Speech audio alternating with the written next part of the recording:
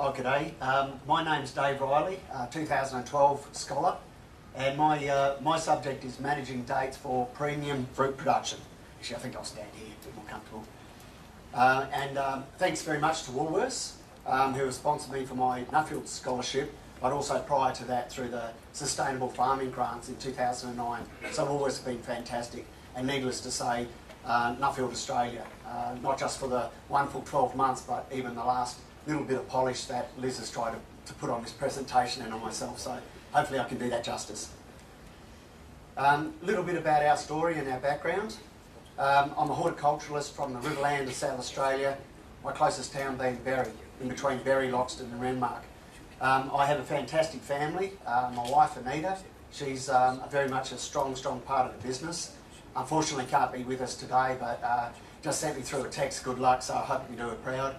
I've got 4 kids that have just been fantastic as well. The oldest lad, 20, Sean's 20. He's looking to come back to the business, so we're trying to get it right. So about 3 hours drive from Adelaide, we're on the Murray River. Actually, not quite the Murray River. We irrigate from the Gurra wetlands, which is a backwater of the Murray River. So we do have some challenges with water flow, but we're first generation farmers, and we started with growing vegetables, overhead sprinklers, and then we moved to wine grapes. But some of our biggest challenges have come through water quality, and we irrigate from the Gurra wetlands, which is the 3rd largest wetland in the Riverland, but it's largely unmanaged. And the first time we saw the place, we fell in love with it and we set it up. 1989 to 1993, 7 floods in 5 years. You know, what could go wrong? Well, what went wrong is we didn't get another flood for 17 years. And that meant enormous challenges with our water quality. In fact, we got up to 5,500 EC units, and we needed to make a decision. There we were, a marriage, mortgage, 4 kids, and you know, it was time to either roll the swag and move on, or to start thinking a little differently. So we started to research salt-tolerant crops, knowing that that's the environment and the resources that we had to work with. We kept coming back to date palms. But surprisingly to us, at that time, which is now 1996, even though there was amazing amounts of date palms on old stations and out bush and surrounding old mound springs all over the country, there was no plant material available for sale in Australia that was both pest and disease-free, of known superior genetics. So that was a major obstacle. And the limitation also was that there was no grower knowledge. You know, even still today, there's less than 50 hectares of date production in Australia. Compare this to 800,000 hectares in the Northern Hemisphere. 40 countries with 7 million metric tonnes of fruit produced in the Northern Hemisphere. Even into today in Australia, it's still barely 20 tonne annually. So we're right at the very start of a new industry. So the knowledge gaps, they're the challenges. It's been a few years building up to it, but in 2001, Anita and myself had some success in importing the first genetics into the country. It took a while building up the infrastructure at home to accommodate that, and it's a long story which I'll just summarise today. That it's been a challenge, but I'm very proud to inform you that today we have 25 varieties of some of the world's best genetics, originating from countries like Iraq, Iran, Saudi Arabia, United Arab Emirates, Morocco and North Africa. So moving on through this time that's taken us, I guess, one season at a time, we've had fantastic support from Rural Industry Research and Development Corporation that have identified that there could be some positive industry spin-offs for what we're trying to do with our family farming business. So we've really tried to set up Gurra Downstate Company, which is the name of our home business, as a research and development field trial site where we economically and climatically evaluate these varieties which we've imported. And moving on through the years, just recently we're starting to reach the exciting stage now where we're actually achieving commercial fruit production. When I say commercial, it's still very small, but we now know that there is a couple of varieties in particular that we can go ahead into mainstream production while we're still waiting for younger varieties to come on and prove themselves.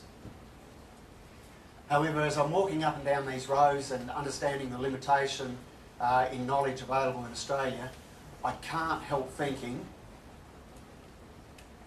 that there must be better ways, or what is the best way to irrigate? You know, what is the maximum amount of water I should be thinking to apply on these date palms? You know, what should be the fertiliser regimes that we target? How's the best way to prune these things? How do we pollinate them? What's the best way of pollinating these, reducing labour? There must be some shortcuts when we come to harvesting fruit. What are they? I mean, we're reading about these things in textbooks, but there must be better ways to learn. What machineries are there to mechanise some of the operations? What do we do with the amazing amount of biomass that we prune off a tree each year? You know, we're getting up to 100 kilos of leaf prunings per year off one tree. What are some of the uses that we can put to work with this biomass? I'm thinking we better get our eye in with some of the pest and disease problems that might appear in our industry. And also the date palm, because we're planting 9 to 10 metres apart, lends itself to intercropping in between those rows. So what are some of the examples? Well, all of these things are going through our mind, and we really got very limited learning in Australia, and that's why I was just so thrilled to apply with the encouragement of another South Australian Nuffield scholar who encouraged us to apply under the Nuffield system. And again, thank you for Woolworths, because the learning over the last few months has just been profound. It's allowed us to set off, and when I say us, I'm talking about my wife and my youngest son, Jonty, accompanied me through the USA and Mexico. They returned home after 3.5 weeks, and then I set sail or flew, I should say, to France, UK, Spain, Egypt, Kuwait, Oman, India, and the United Arab Emirates. The USA was a huge learning curve for us, because these guys are export focused. They've been at it for a relatively short time, being only a century. But the USDA collection has got a wonderful repository there, and we were able to walk through their repository looking at some varieties, not just looking, but also tasting fruit and sampling the fruit qualities of their wonderful, wonderful collection. We also had a wonderful experience with the Bard Valley Medjool date growers, who really just almost took ownership of us, and we were chaperoned from grower to grower, and we weren't expecting that, because the USA do export a lot of their fantastic Medjool dates into Australia, and we're potentially competition. But that in mind, they weren't fearful in any way, shape or form of our presence there, and our I guess, eager appetite for learning. So we looked at very old plantations, how they're managing these big trees. We met with younger plantations. This guy here had 3,300 acres of medjools, both young and old, and it really built us up with our confidence, because we could see not only what they're achieving today, but their future expansion plans and the way they're going about a strategic approach in marketing their fruit. It instilled a lot of confidence.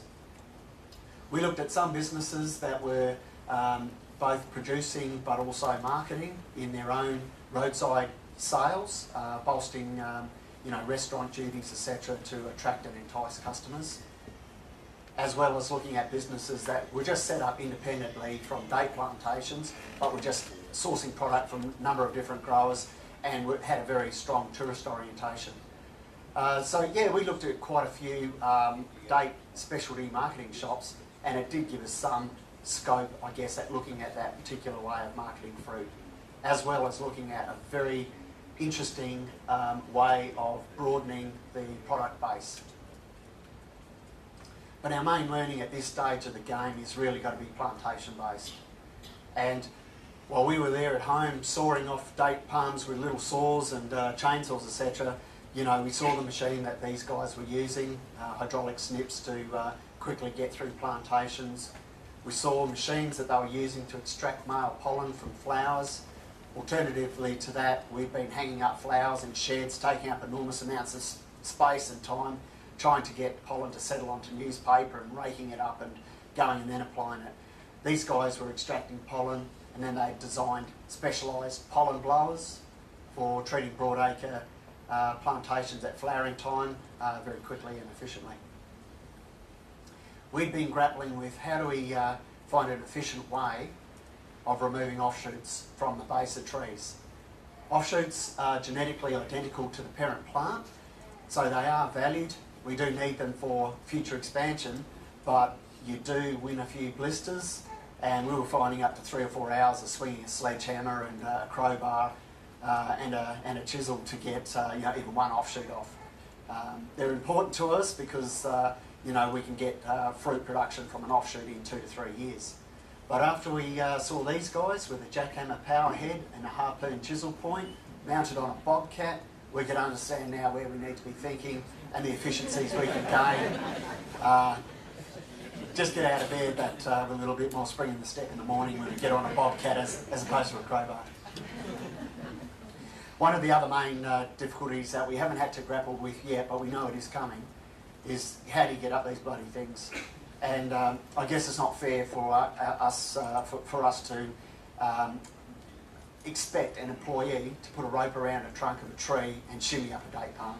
It's probably not realistic in this country, although that is still probably the way that most of the 800,000 hectares are managed in the old date-grown world. The Americans have gone through a system of developing these hydraulic lifts and these platforms, which is taking them a long time, and a legal team to get these through the occupational health and safety agencies to be approved. So now these work forms, they simply open at the front, they drive these little frames into the trunk, and then it's raised by either a forklift or an extension lift, and it allows up to 8 people to walk around a platform on a workstation with a harness that can be attached to the sidewalk. So it's very safe, and it brings a lot of efficiencies. Another area we've been grappling with is when we do remove a frond off a date palm, it can be 4.5 metres long, and the material laying on the ground can lend itself to tangling with other machinery. Even if it's still got thorns on it, you can still pierce ties with it. So they're not easy to handle, and if we're going to load them up in a trailer and take them away and burn them, it's perhaps not a really smart way of dealing with it either. But these guys were working with this threading type machine where they simply can lay the frond on the ground, then straddle the windrow with a shredder, and they can shred these otherwise pretty hard fibrous material into wonderful organic mulch, and that worked very well. That's where we need to be now. I mean, there is a lot of other by-products that can be made from date palm prunings, timber products and stock feeds. There's a wonderful array of things that can be made with the stock feed, but we're not there yet. So this is a simple way of dealing with this quickly. In the States, we were there at fruit thinning time. Fruit thinning in the States is approximately 1/3 of their input costs. And bearing in mind that with their Mexican labour, they're on approximately $7 an hour labour. So we still don't know whether this will be the best way for us to go. There is other ways of thinning fruit. But the process of thinning fruit allows for larger fruit size to occur, and it also allows for a very high pack-out rate. These guys are achieving an 80% pack-out rate into a premium grade product, so their input costs into thinning fruit is paid back by a very high pack-out rate. There again, I don't know whether we'll do that, but it's certainly a good way for us to be thinking. Across the border into Mexico, I was blown away by what I saw there. Very, very professional plantations, very uniform production methods, and they pretty much specialise in only one variety.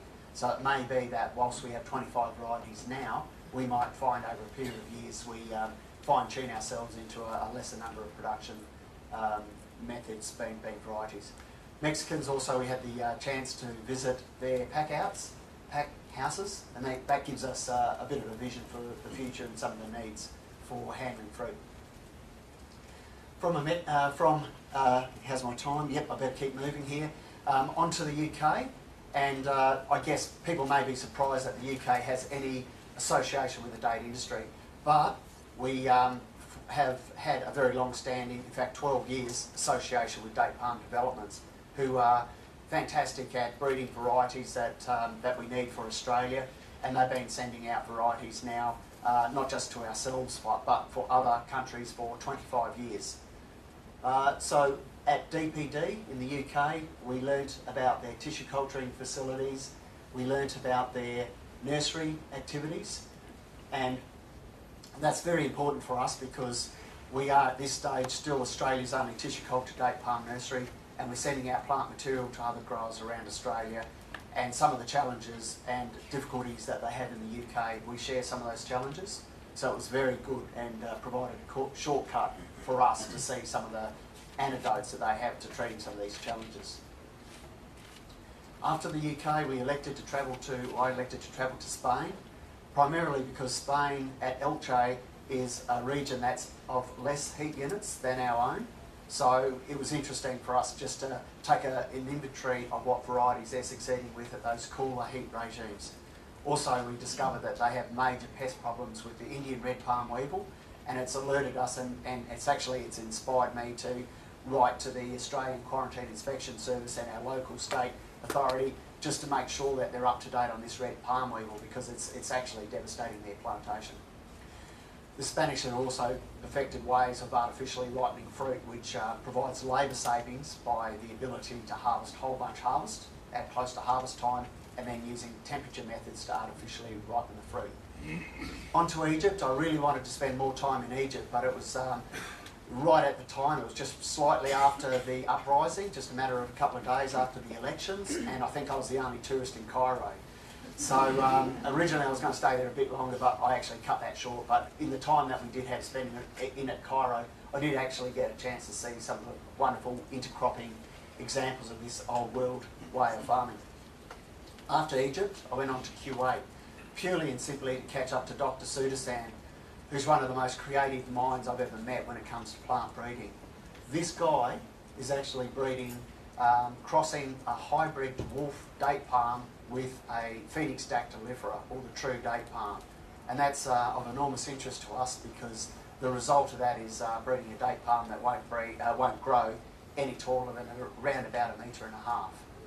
That means we can access fruit from the ground, harvest fruit from the ground, and I think when you're competing against $1 per hour on overseas markets, being able to march up and down your rows is a great attribute.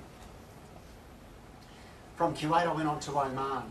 We actually do stock in our inventory quite a number of the Omanian varieties, and Oman is very famous for bringing in some of the very, very first date varieties of the season, and there's amazing price bonuses for the first fruit that hits the market.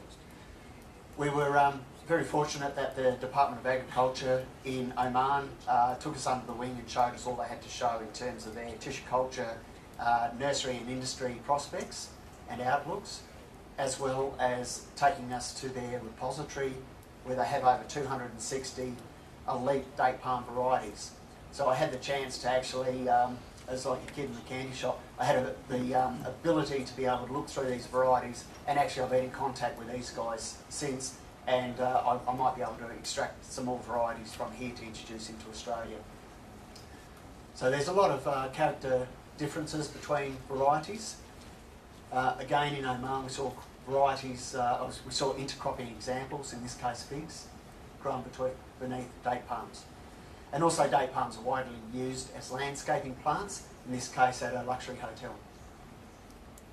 On to India, and India was of interest to us because they are a new world date producing country, possibly got a decade head start on us.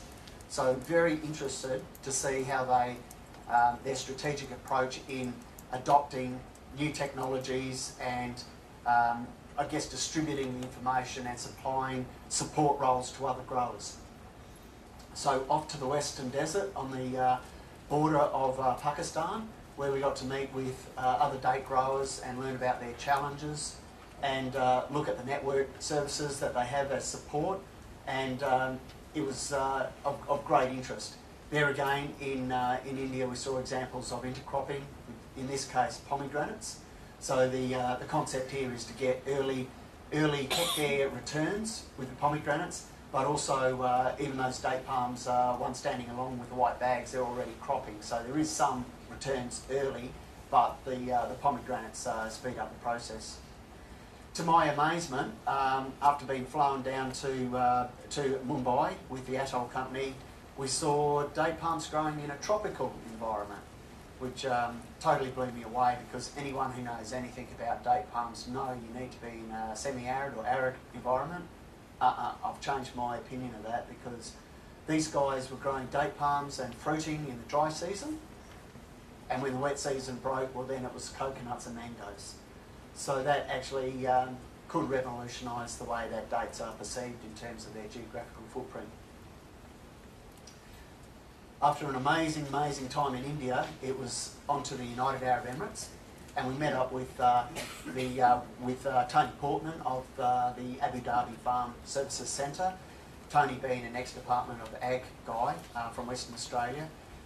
Him and his team are involved in managing millions of date palms on behalf of the sheikhs and other private growers, where they're assigned duties such as pest and disease management, irrigation innovation, harvesting techniques, and they're actually even integrating marketing now. So they're marketing fruit not just out of the UAE, but they're also picking up counter-seasonal fruit from Namibia, and they're sending that into high-value markets into Europe. But I learned a lot from these guys, and they're coming out with groundbreaking information on particularly irrigation water requirements, which I'd like to think is an Australian-born idea that's been integrated into particularly Abu Dhabi, where previous to Tony and Tony's team's influence, there wasn't really much known about that program. At the Leeward Date Festival, it coincided with the start of the harvest date, and that's a pretty exciting time for the Emirates, the Emiratis, because it gives them an opportunity to participate in the Leeward Date Festival. And that means if you're lucky enough to win the heaviest bunch, this year it was 110 kilos, you can drive away with a brand new four-wheel drive. Likewise, for all the different categories of fruit, whether it be Kalas, Bahi, Medjool, Ambra, there's all these different varieties of fruit. And I had the very good fortune of sitting down with the judges and understanding what it is that makes a top quality fruit. But there again, the participants of this competition, the winner of those classes, drive away with a brand new four-wheel drive. So it's quite inspiring. Unfortunately, they don't take, the Australian fruit can't get in there, unfortunately. Whilst in Dubai, I visited the International Centre of Biosaline Centre, and they're basically targeting pastures using saline water, but they have had a long-standing trial running with date palms, and at 5,000 EC units, 10,000 and 15,000 EC units, their trial, basically I can conclude from what they were doing there that it's okay to still grow date palms on 10,000 EC units, which where us at our highest was 5,500 EC, probably gives us a little bit of latitude to hang in there and keep progressing. But the other thing that this example does show and clearly demonstrate is that there is actually amazing potential for wastewater reuse, not just in irrigation, with irrigation drainage water, but also right throughout industry. Being able to use water that's quite saline and heavy in boron, date palms is a very good and proven way of getting a secondary crop. Back home, and basically we're starting to implement some of these new developments now in our own place. It'll still be quite a long time before we get to implementing all of them. But we still do get farmers turning up quite interested in what we're doing, and we're happy to share that tale, and I'd really like to thank the Nuffield team for allowing me to do that, and certainly it's not just my own family that are benefiting from the sponsorship that Woolworths and Nuffield have endeared upon me, but it's also these other growers now that are coming looking for information. We're able to share that with them. So my recommendations are simply, let's get as much mechanisation in the Australian date industry as possible. Let's introduce these hydraulic lifts so we can adhere with occupational health and safety standards. Let's implement this acquired knowledge, and we'll distribute as much of this information both through the grower manual that I'm writing at the moment and other information through the Nuffield website and the Reilly website as we possibly can. In conclusion, it'd be remiss of me not to reflect on the wonderful time that I had in the Global Focus program. And these guys, I mean, I can see them all looking at this photo with smirks, and it's not, with grins, because we look at this photo and it just flood of memory comes back of where we were and what we did, and just those few weeks we had together where we could barely stop laughing. We had so much and we learned so much, and thanks for the time spent together, guys. That was just awesome. Is there anywhere where there's a concern about them becoming woody weeds? For that, yes, there is. In the right environment, the date palm does need ample water supply to grow. It is rare that they do get out of control, but I have seen them out of control at the Dalhousie Springs National Park, and in that case, an unmanaged environment, unmanaged for more than 100 years. And in fact, on some of those mound springs, the encroachment of the dates have been to such a point that you can no longer visually see the water, and that's actually taken away the ability for Indigenous landowners there to still have their sacred sites open to them. So they've actually been up there chopping down trees and trying to clear that out. But that's only here in Australia. In some countries it's actually an offence to kill a date palm, greeted with a death penalty. So I'll just put that there as background, and I would like to talk to our policy makers and see if we can't adopt some of that thinking here. But I just wondered if you could tell us about the award you've already received with your dates.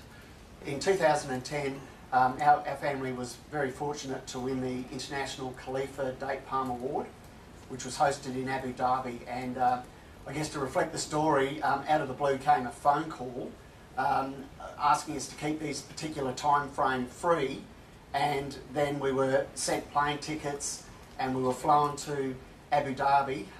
My wife and also at that stage my oldest daughter Jessie accompanied us, and they put us up at the Royal Palace, complete with our own butler, for a week. And it's like go your hardest at the restaurant, and to sort of paint the image, and I don't know if anyone's had the good fortune to stay at the Emirates Palace, and you probably relay the story yourself if you can, but you know, they got a bar for cigars and a bar for caviar, and it's really top shelf stuff. You park your yacht out the front of the marina and in you go. So it was fantastic. You walk in the room and there's rose petals on the ground. But to cut a long story short, the date industry is very large and we're very small, but the new industry development award in which we won and awarded by our peers was in recognition to the plant material that we brought into Australia. The rest of the industry can see that there were hurdles, quite a few hurdles, particularly with the aqueous requirements getting plant material into the country. We're now recognised as having some of the best genetics in the world in Australia. So I think from the results of doing that, we won this award, and that's been fantastic, because apart from the Nuffield that opens doors, also the Khalifa International Date Palm Award has meant that we've gone to places and we've got in to see sheikhs and ambassadors, etc., to be able to talk about future promotion and expansion of the Australian date industry that would have been more difficult without this award. So yeah, look, I'm very humble about that, and we have a very big target to live up to get anywhere near the expectations of both the Khalifa Award and the Nuffield Australia Award.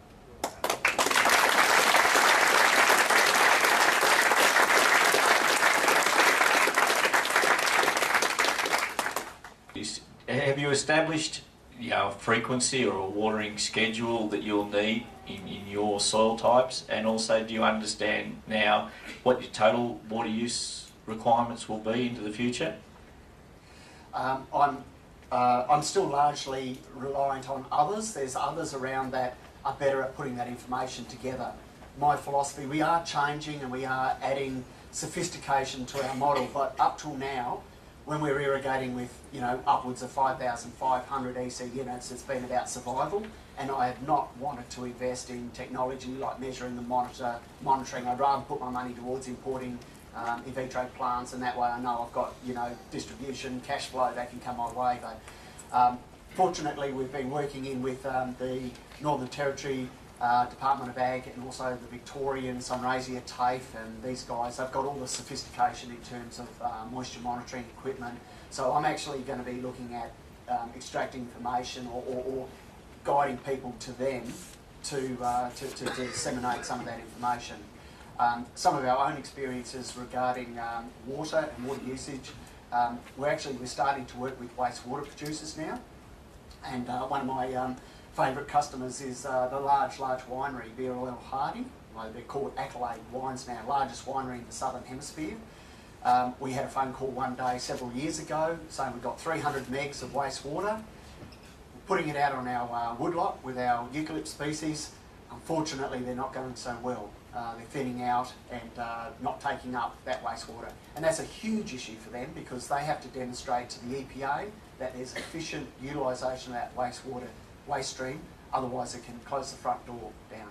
So with that, we've moved date palms in there, and we're into that project now by about 6 years, and you know, fantastic results. And now when people come to us, you know, we're able to show that, yes, look, here's a winery using wastewater on a floodplain environment with very, very high loads of potassium and boron and salinity. And look, I'm probably raving here a little bit, but I am excited about the hardiness of the date palm, its ability to both withstand salinity, withstand prolonged periods of flooding, with ability to be able to stand periods of drought and water restrictions. I think I said salinity, but also in the face of climate change and gaining heat and all these things. The date palm is actually one of those plants there where the hotter it gets and the harder the environment is, the happier we guys are.